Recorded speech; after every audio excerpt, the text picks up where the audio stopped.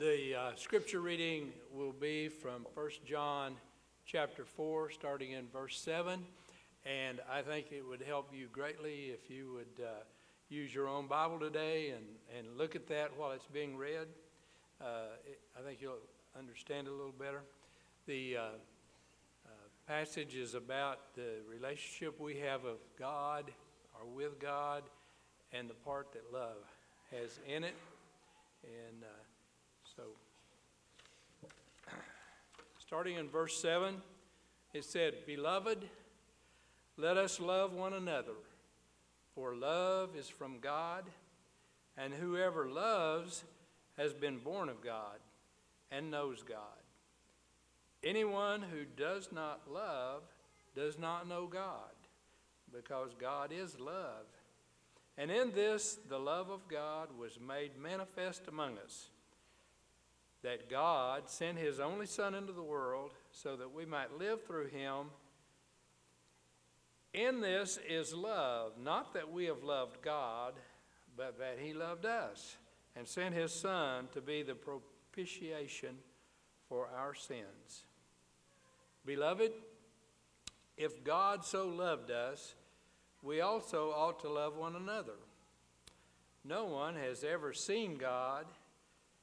If we love one another, God abides in us, and his love is perfected in us. By this we know that we abide in him, and he in us, because he has given us of his Spirit. And we have seen and testify that the Father has sent his Son to be the Savior of the world. Whoever confesses that Jesus is the Son of God, God abides in him, and he in God. And so we have come to know and to believe the love that God has for us. God is love, and whoever abides in love abides in God, and God abides in him. And by this is love perfected with us, so that we may have confidence for the day of judgment. Because as he is, so also are we in this world. There is no fear in love, but perfect love casts out fear. For fear has to do with punishment, and whoever fears has not been perfected in love. We love because he first loved us. If anyone says, I love God, and hates his brother, he is a liar. For he who does not love his brother whom he has seen cannot love God whom he has not seen. And he has given us this command: those who love God must also love one another.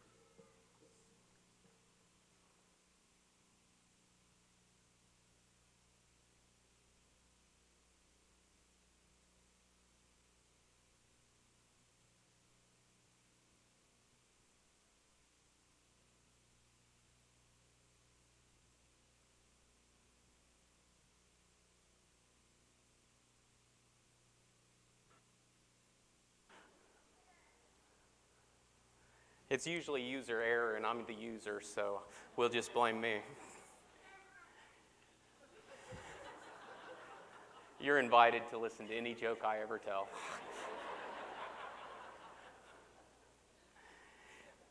I want you guys to know it's extremely humbling to be able to get up and offer the lesson on behalf of the eldership today. And I want to thank the eldership and Tim and Scott and Kevin for this opportunity. For those of you guys that don't know, I was born into this congregation almost 50 years ago, in March of 1969. And I was reborn into the church in June 23rd, 1983. And it was a lifelong aspiration to be able to serve with the shepherds here.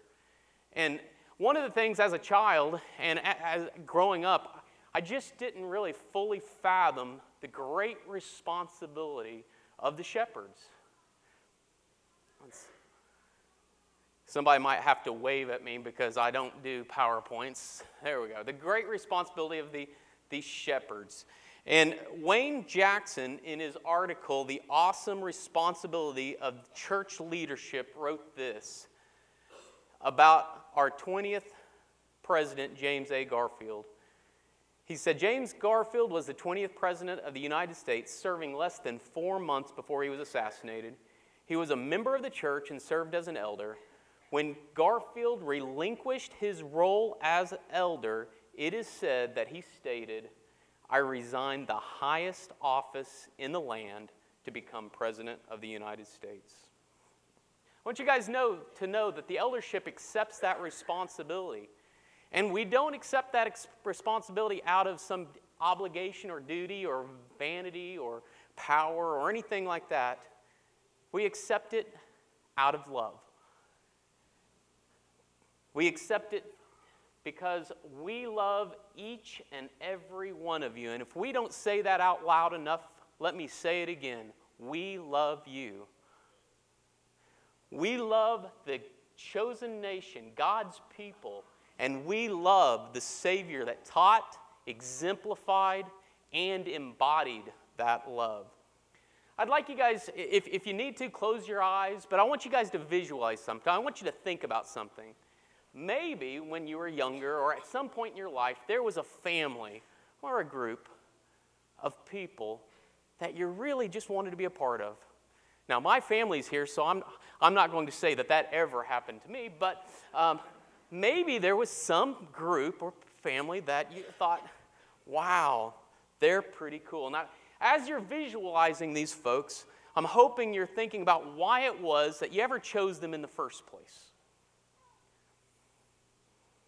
Now, whether they were real or possibly even fictitious, I know on a weekly basis we visit many families on TV, and maybe some of you guys were thinking some of those TV families that would have been really cool to be a part of. Maybe they had a cool dad, smart dad, always could read right through your friends. Maybe you had a big family, a little bit of everything going on with the Waltons, or with the Bradys, who also had an awesome house, by the way. Maybe the Huxtables, a funny dad, a doctor for a mom. But my favorite was the Cortez family. Now, there's all kinds of reasons to like the Cortez family. The Cortez family was a bunch of spies, so they had cool stuff. They had cool parents, which no child has ever said. But one of my favorite things about this family was the names. And there's a scene in the movie that this comes from where Carmen Cortez is told, you must tell us your full name. And I always thought this was so cool. She says, I'm Carmen Elizabeth Juanita Echo Sky Bravo Cortez. And she rolled all those R's in perfect Spanish. I thought, how cool would that be? No offense, Jerry Dean just doesn't get it sometimes. So as you're thinking about these families, these folks that maybe you were thinking of, what drew you to them? What made you want to be a part of them? What was that thing that you might have longed for? Now, some folks might have said some of the things I said. Cool names, cool stuff, cool things. Maybe it was the fact that they were dedicated to one another.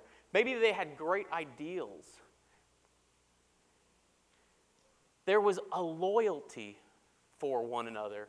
It's probably occurred. And the thing that I would like to point out is, in most all those instances, the loyalty, the obligation, all those things, it wasn't something out of duty. It was out of love. It was forged out of love. There's not an obligation or a duty out there that can ever overcome love.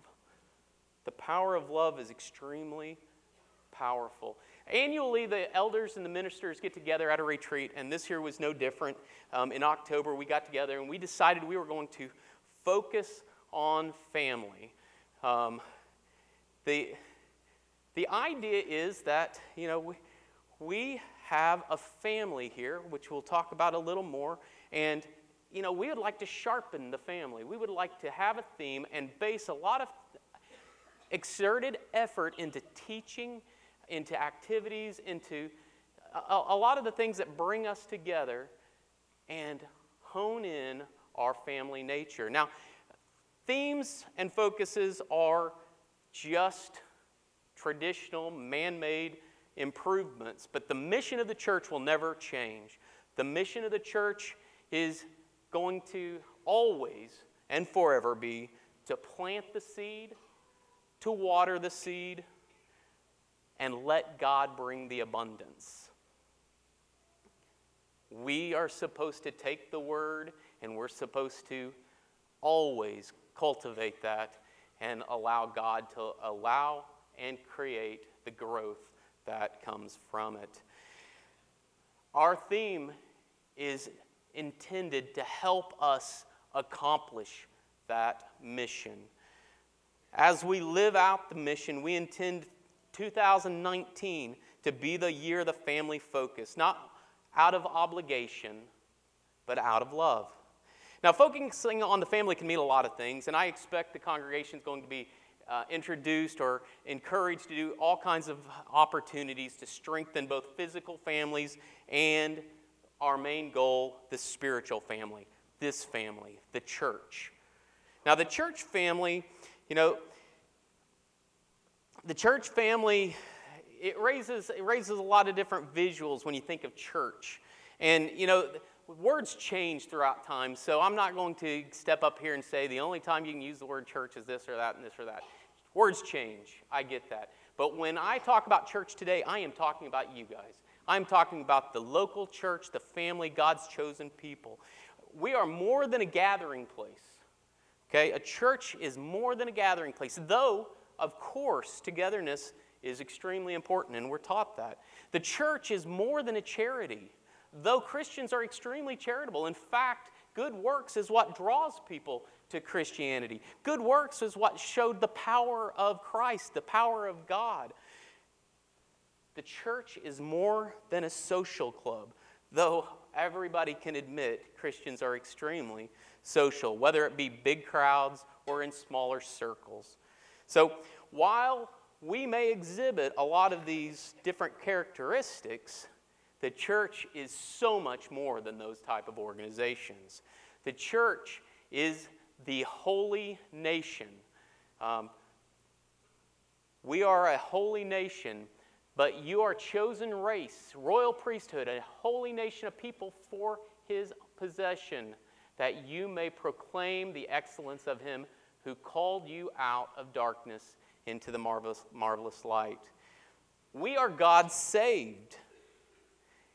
And as an attorney, I can tell you all about this one. We are the adopted children of God. And when you're adopted, you are his. It's not a situation where you only get part of the blessing. When you're adopted by God, you are his family. And like any family, the goal needs to be maturity. I don't know a parent out there that hopes their child stays immature the rest of their life. It may happen, but I don't believe anybody's ever wanted that for them. It's the same for us. And we're not just talking physical maturity, we're talking spiritual maturity. And what the eldership is hoping for is a fundamental change within our body, within our thought process. We need this church to continue to grow spiritually. And I'm going to be offering 3 specific areas, and I'm going to steal or adapt a familiar phrase in doing so. Number 1, the family that kneels together stays together. Number 2, the family that shows one togetherness stays together. And the family that cultivates together stays together. The family that kneels together is implying worship. Kneeling before God. Kneeling will represent worship. And sadly, the national trend is for churches to spend less and less time together. They're trending towards one assembly a week and then asking the basic question, why can't we grow? The eldership wants Broken Arrow to be an epicenter of change for that. We want to maximize opportunity. We don't want to restrict your opportunity to honor, praise, to edify, to support, to fellowship. We're going to make worship a priority this year instead of allowing the world and worldly desires to prioritize our time. You know, time is a powerful, powerful indicator of your priorities. And if you don't believe that, you need to recognize it, because I promise you, your kids and those around you do. Satan uses any tool possible to tear apart the church. He'll even use good things. He might present some really good opportunities and take us away from the best opportunities. And the eldership and this church needs to be aware of those things and help each other come together and, prioritize the life past those worldly aspects. So I'm going to say it out loud. If you've never heard this, I'm going to say it out loud. Every service, whether regularly set or specially set, is important. And we want you here. We want the full assembly to know that each time it's set, regular or special, it's an opportunity to kneel before God. It's an opportunity to support one another and an opportunity to be supported. Our prayer is for 100% participation, but not out of obligation, not as a box to check, out of love. Out of love. We kneel before the throne of God because it professes our faith. You know, when we sing, as the deer panteth for the water, so my soul longs after you. You alone are my heart's desire, and I long to worship you. You alone are my strength, my shield. To you alone may my spirit yield. You alone are my heart's desire, and I long to worship you. Do we mean those words, or do we just think of it as a pretty song? Where's our commitment? Why would a Christian ever want to have and take away their opportunity to worship? When we kneel before the throne of God, we provoke one another. Hebrews 10:24, and let us consider how to stir up one another to love and good works. When a family member isn't at dinner, how do you feel? You know, we experienced that this past year, or this, I guess it's been 3.5 years now. Sorry, Colin. We experienced that for the first time, and do you know how long it took us to stop putting 4 place settings at the table? We missed somebody at our table. We missed them. Makes us sad. Can even be discouraging. I don't know if you're aware of that. Conversely, how joyous is it when that 4th place setting is filled? Spending time together in worship is important to God. It's important to us. And we definitely miss you when you're not here. We exhort one another. We do not live to ourselves if we're faithful Christians, but we lift up one another to holiness. And when we kneel before the throne of God, we're continuously and steadfastly in the apostles' doctrine, as was mentioned earlier. View it as edification. When we come together, we have opportunities for nuggets. And at the men's prayer breakfast yesterday, which I want to commend, and I want to commend Tim's lesson last week, because we saw some direct results from the lesson that Tim gave last week. We saw 18 to 20% increase in just attendance on Sunday night. We saw a doubling, 100% increase at the prayer breakfast. Prayer and edification, it allows God to bring results.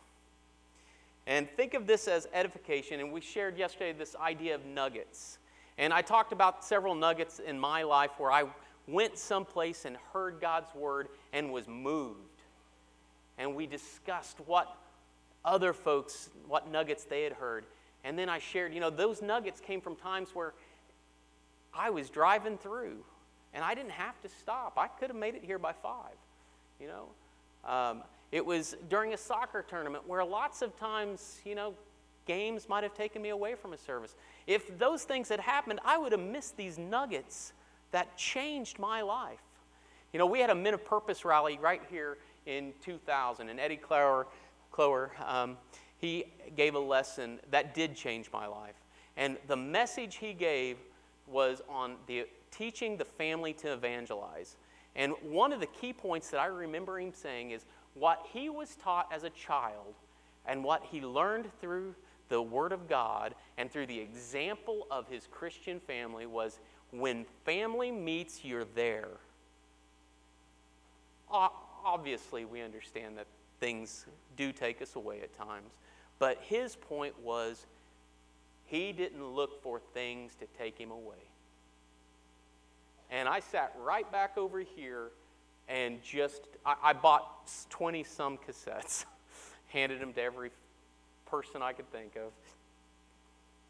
It was a powerful nugget, and I sure could have missed that pretty easily. So for 2019, we are asking our ministers and our teachers to say out loud and spend time saying out loud these truths about worshiping together.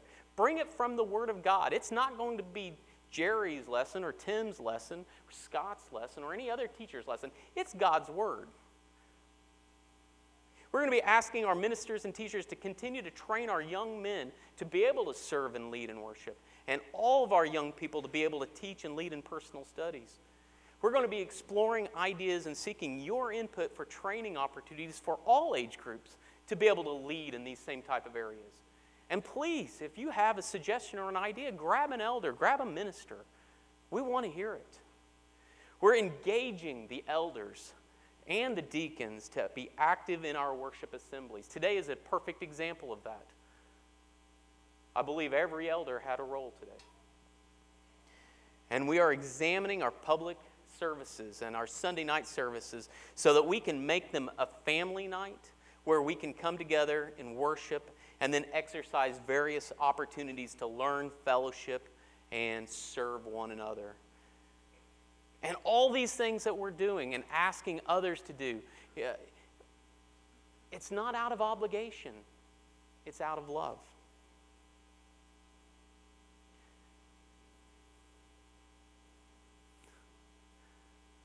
I don't know if I've gotten lost or not. Which way's backwards, Tim? Okay. The family that shows one togetherness stays together. I don't know if you've noticed in the Bible, but there's a lot of one anotherness expressed. One another. In John 13:34 and 35, we talk about love one another. Romans 12:10, be affectionate to one another and honor one another. Galatians 5:13, serve one another. Ephesians 4:2, bear with one another. Ephesians 5:21, submit to one another. Ephesians 4:32, be kind to one another and forgive one another. Hebrews 3:13, exhort one another. And these are based upon the principles that we are family and interdependent on one another. Paul teaches this very important, encouraging point in 1 Thessalonians 5:11. Therefore, encourage one another and build one another up, just as you're doing. How encouraging would it have to be to get a message from Paul that says, good job. Keep encouraging one another. Build each other up. In the effort to accomplish this one togetherness, we have a lot of stuff going on. And one of the new creations for this year is a family focus team. And the family focus team is going to be headed up by deacons and members. It's going to be overseen by elders, but really overseen just in this case means we're given it, can you do this, and what's going to be accomplished will be through deacons, ministers, teachers, and members. As you can see who is on that group, if you have any questions or if you have any suggestions, grab one of them. If you want to be a part of it, grab one of them. There's been all kinds of stuff that's also gone on that as a result of either Tim's lesson last week or some of the things that have been discussed prior. I guess Melissa Gillen started a stir-up group meeting at a coffee shop, tea shop, out on 71st on Thursday afternoons as a direct result of Tim's lesson and God's call. The Youngish family, and I want you to focus on that, the Youngish family class. They had some other options, but I won't bring them from the pulpit. They've gotten together and decided that they want to be engaged. They've met, and they've committed to a deeper involvement. And they've started coordinating monthly events. And I believe the first event, they had 45 to 50 people there. How wonderful is that? You know, we have so many other groups that we're hoping the Family Focus team can work with, can help train, can be a part of, can do whatever these groups may need. But a list of just some of the stuff that's going on, and I know it's some of the stuff, and if I miss you, come tell me afterwards, and I will make sure we talk about it from the pulpit in the future. But we have Heart Sisters going on.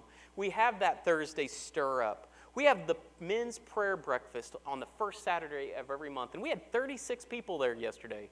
I mean, how cool was that? I didn't hear that Tim might have bribed some of them by saying he'd pay their way, but still, we'll accept it. Don't know if it's in the future or not, but I'd hit him up. We have the men's study that goes on at Thursday nights. If you would like to be a part of something like that, I don't know all the folks involved, but I know Rob Lees, who I always ask questions about it too. We have the widowers group that meets with Charles Emerson. We've got the Tuesday morning women's class, the Tuesday morning high school girls class, the Tuesday morning Panera Bread group. Tuesday's a very good day if you want to do something. We have for the teens have that high school Bible study. We have WOW, we have Bob, and of course we have the Golden Agers group. So much you can be a part of if you want to. So much that this Family Focus team can work with and work through and add to that's going on right here with members of this local congregation. And those groups aren't doing that out of some obligation.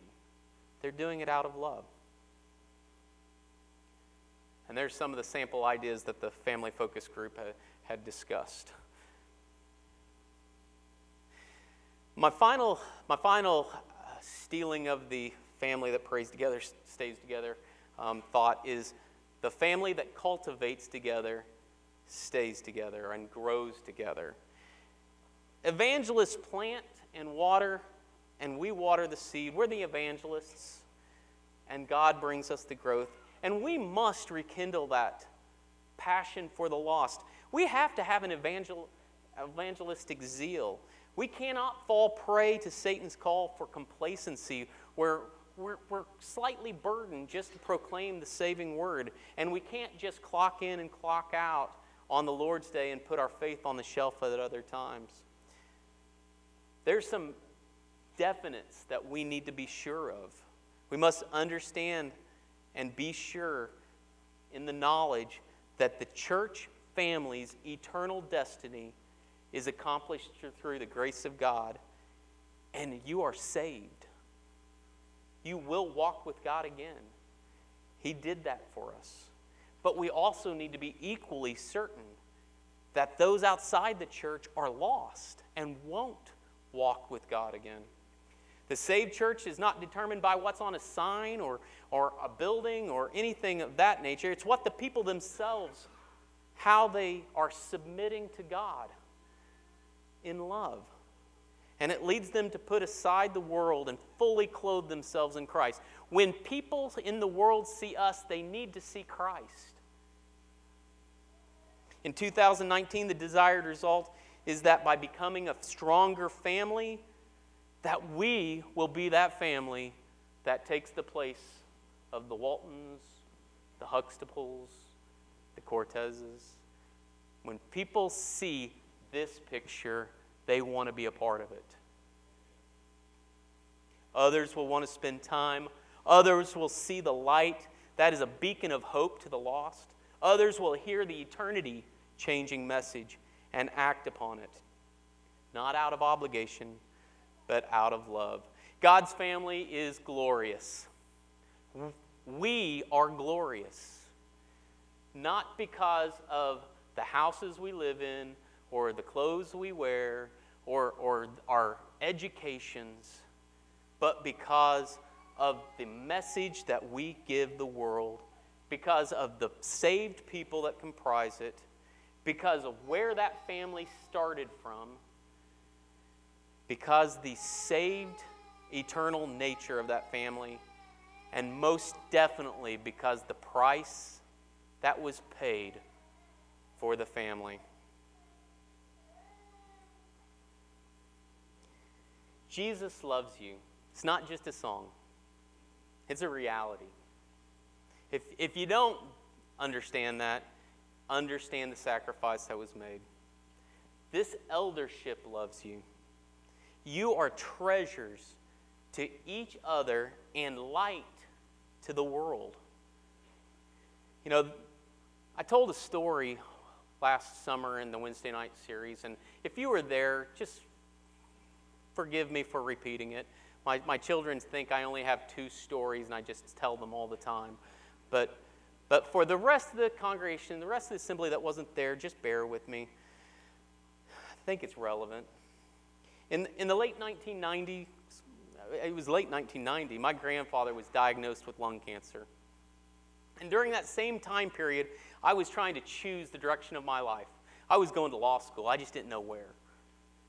I had a choice between Missouri or TU. That was my 2 choices. And my head said Missouri. There was a lot about Missouri I really liked. My best friend wanted to go there. There was a lot going on.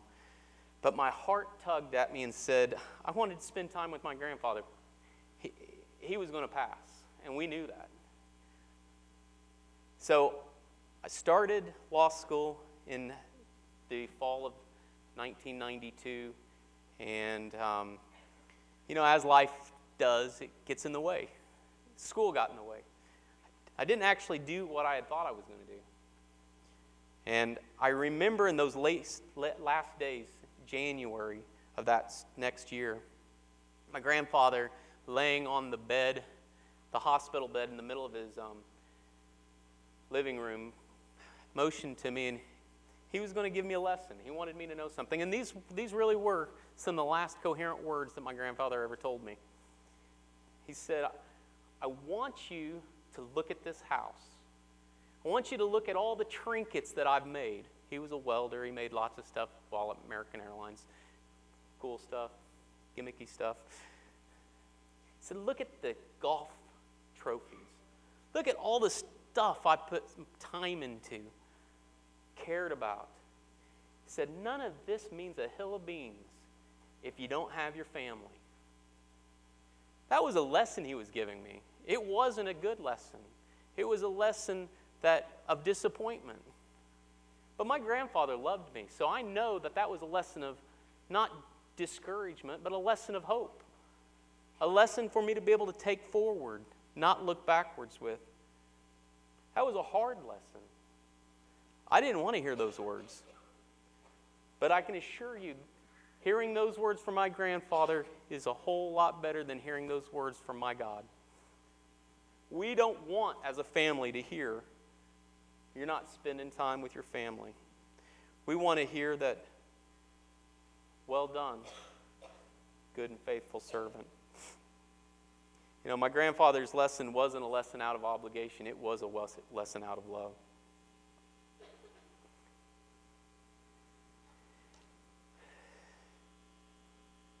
Traditionally, this is a time where folks start gathering their stuff.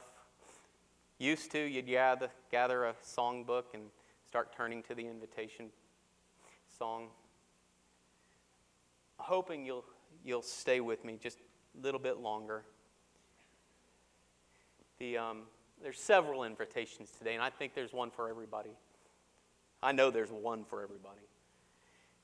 If you would like to identify with this church here in Broken Arrow, or if you would like to give the church an encouraging word, maybe you would like to announce your recommitment to the church, to the Lord's church, or maybe you have a need to share.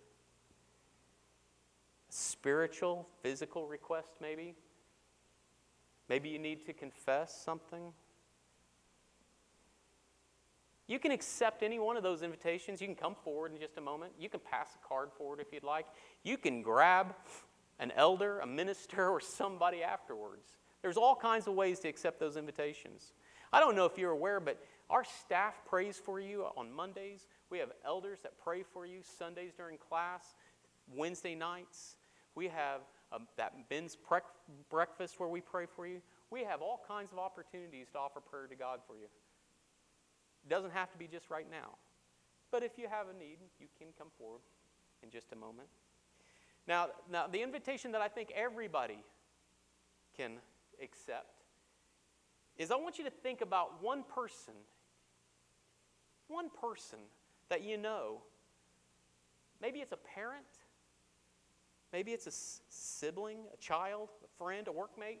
Maybe it's an acquaintance. Maybe it's somebody you don't even like. It might be you. Might be you. And you know they haven't followed Christ's example or any of the dozen or so examples that we read about in Acts on taking the Lord in baptism, being buried in the water and raised again, sealed by the Spirit, an adopted member of God's family. Take the message to them. If you love them, you want them saved. You don't want them to be part of the lost. You want them to be a part of the family. It's Christ's request that if you have any response to those invitations, please come as Lee leads us in a song.